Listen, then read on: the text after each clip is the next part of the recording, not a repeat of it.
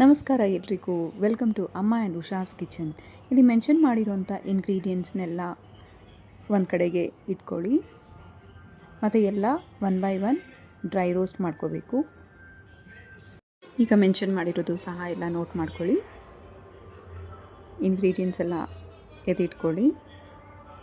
ನಾನಿಲ್ಲಿ MTR chilli powder use ಮಾಡ್ತಾಯಿದ್ದೀನಿ. ನಿಮ್ಗೆ ಅದು ಬೇಡ ಅಂತ ಹೇಳಿದ್ರೆ 1/2 kg ಗುಂಟೂರು ಮೆಣಸಿನ್ಕಾಯಿ ಮತ್ತು ಬ್ಯಾಡಗಿ ಮೆಣಸಿನ್ಕಾಯಿನ ಯೂಸ್ ಮಾಡ್ಕೋಬೋದು. ಈಗ ಒನ್ ಬೈ ಒನ್ ಎಲ್ಲನೂ ನಾವು ಡ್ರೈ ರೋಸ್ಟ್ ಮಾಡ್ಕೊಳ್ಬೇಕು. ಕರಿ ಲೀವ್ಸ್ ನೋಡಿ, ಎಲ್ಲ ಥರ ಇಂಗ್ರೀಡಿಯೆಂಟ್ಸು ಇಲ್ಲಿ ಏನೇನಿದೆ ತೋರಿಸಿದ್ದೀನಲ್ಲ, ಎಲ್ಲ ಅದೇ ಥರನೇ ಪ್ರಮಾಣದಷ್ಟು ನೀವು ಎತ್ತಿಟ್ಕೋಬೇಕಾಗತ್ತೆ. ಜೀರಾ ಮಾತ್ರ ನೀವು ಹಾಫ್ ಡ್ರೈ ರೋಸ್ಟ್ ಮಾಡಬೇಕಾಗತ್ತೆ, ಹಾಫ್ ಮಾತ್ರ ಹಾಗೇ ನೀವು ಗ್ರೈಂಡ್ ಮಾಡಬೇಕಾದ್ರೆ ಯೂಸ್ ಮಾಡಬೇಕಾಗತ್ತೆ. ನಿಮಗೆ ಡೀಟೇಲಾಗಿ ಬೇಕು ಅಂತ ಹೇಳಿದ್ರೆ ನನ್ನ ಯೂಟ್ಯೂಬ್ ಚಾನಲ್ ಹೋಗಿ ನೋಡ್ಬೋದು. ಈಗ ನಾನಿಲ್ಲಿ